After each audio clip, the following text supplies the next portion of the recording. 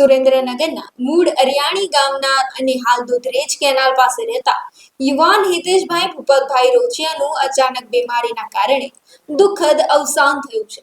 તેમને અચાનક તાવ અને માથાનો દુખાવો થતા સારવાર માટે સીયુસા મેડિકલ કોલેજ હોસ્પિટલ ખસેડવામાં આવ્યા હતા, જ્યાં સારવાર દરમિયાન હૃદય બંધ પડી જતા તેમનું નિધન થયું. આ અણધાર્યા આઘાતથી પરિવાર ઉપર જાણે આગ તૂટી પડી હોય છે, કારણ કે તેમની બે નાની દીકરીઓએ પિતાને ગુમાવ્યા છે. આ દુઃખની ઘડીમાં હિતેશભાઈના કડી સર્વે વિદ્યાલયના મિત્રો અને તેમના મિત્ર વર્તુળે પરિવારને માનસિક અને આર્થિક મદદ કરી છે.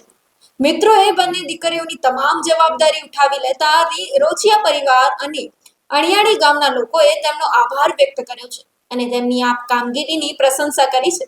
આ ઘટનાએ મિત્રોની અનોખી મિત્રતા અને સહકારની ભાવનાનું ઉત્તમ ઉદાહરણ પૂરું પાડ્યું છે.